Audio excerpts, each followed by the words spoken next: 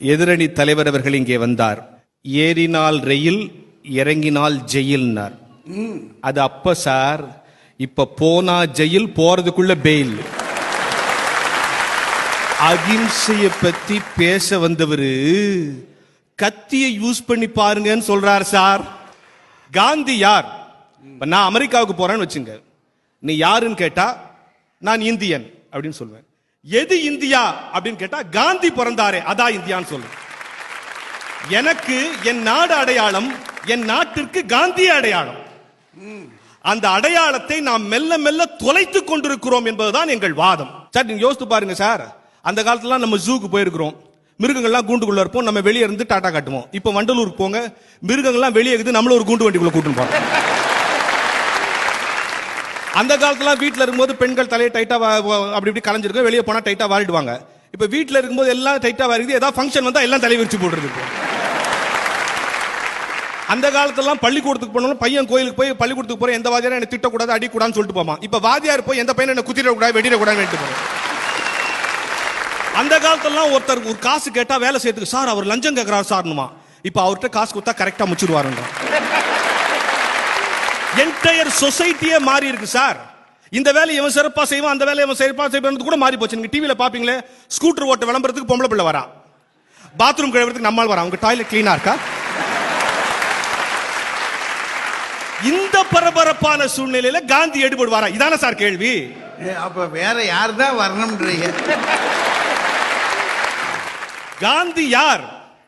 ஆயுதம் இல்லாமல் அரசியல் நடத்தியவர், கலவரம் இல்லாமல் போராட்டம் நடத்தியவர். ஏன் காந்திய மகாத்மான்னு சொல்றோம் சார்? இப்போ நான் இந்த மீட்டிங்கு வரதுக்கு முன்னாடி என்ன பண்ணிருப்பேன், ட்ரெஸ் பண்ணிட்டு எல்லாம் பண்ணிட்டு கண்ணாடி முன்னால திருப்பி ஒரு தடவை போய் நிப்பேன், அப்படி இப்படி பண்ணி கரெக்டா கிளம்பி இருக்கிறோமா. சில பெண்கள் கூட கிளம்பிட்டு அப்படி இப்படி பண்ணி ரொம்ப நேரம் கண்ணாடி முன்னால செக் பண்ணுவாங்க, ரீசெக் சரியா கிளம்பி இருக்கிறோமா.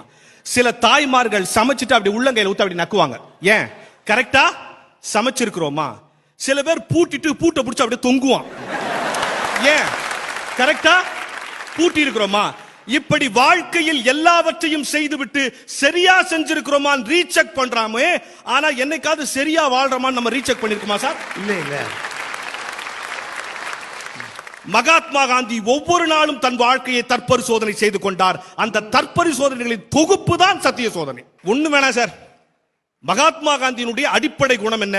தேசத்தை நேசித்தார், தேச மனிதர்களை நேசித்தார். படிச்சவெல்லாம் சேர்ந்து எவ்வளவு தீசிஸ் எழுதினாலும் அதுக்கு மேல நிக்கிறது அடுத்தவனை நேசிக்கணுங்கிறது தான்டா.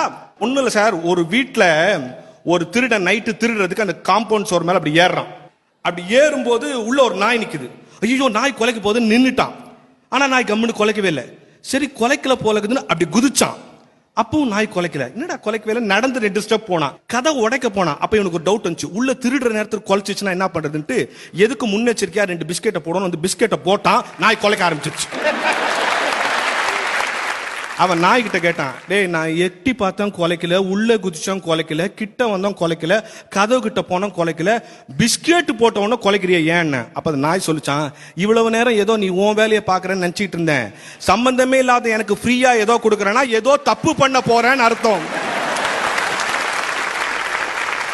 இந்த நாட்டில் இலவசமாக எதையாவது கொடுக்கறான்னு சொன்னா உன் தலையில மிளகா அரைக்க போறான்னு அர்த்தம். ஐயா அந்த நாய் எங்க இருந்தா சொல்லுங்க, நான் அதை வாங்கிக்கல. ஒரே ஒரு செய்தியை சொல்லி நான் நிறைவு செய்ய விரும்புகிறேன். இந்த தேசத்தில் காந்தி எப்படி உணர்ந்து கொள்ளப்பட்டிருக்கிறார் என்பதற்கு ஒரு கதை. திடீர்னு காந்தி மேலோகத்துல இருந்து வந்துட்டு என்ன பண்றாரு, எங்க போலாம், சரி டெல்லி குஜராத் எங்கெல்லாம் போலாம், ரயில்வே டிக்கெட் வாங்கிட்டார். டிக்கெட் வாங்கிட்டு ட்ரெயின்ல ஏறாரு. எல்லாரும் காந்தி மாதிரியே இருக்கான், அவரை மாதிரி கண்ணாடி போட்டிருக்கான், அவரை மாதிரி தடி போட்டிருக்கான். எல்லாம் என்ன மாதிரியே இருக்கீங்கன்னாரு. இப்ப இதான் ஃபேமஸ், சும்மா இருங்கன்ட்டான். அவர் 2-3 காலேஜ் ஸ்டூடெண்ட்ஸ் அவனும் காந்தி மாதிரியே இருக்கான். என்னடா காந்தி மாதிரியே இருக்கான்னா, இதான் இப்ப ஃபேஷன் அப்படிங்கிறான். ஒருத்தர் பழம் வைக்க வரான், அவனும் காந்தி மாதிரியே இருக்கான். இவருக்கு ஒன்னும் புரியல, குழம்பி ஒரு ஸ்டேஷன்ல இறங்கி பிளாட்ஃபார்ம்ல அந்த பெஞ்சில் அப்படியே படுத்துட்டார். அங்கிருந்து போலீஸ்காரன் தான், ஏந்திரு யாரு ஏந்திரு என்ன படுத்திருக்கேன்.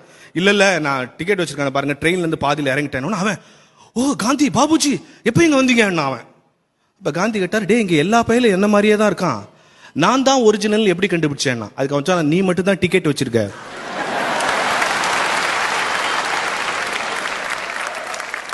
இந்த தேசம் டிக்கெட் எடுக்காத காந்திகளிடம் சிக்கி தவிக்கிறது, மறந்துடாதீங்க. காந்தி வேஷம் இங்கே வியாபாரமாயிருக்கிறது.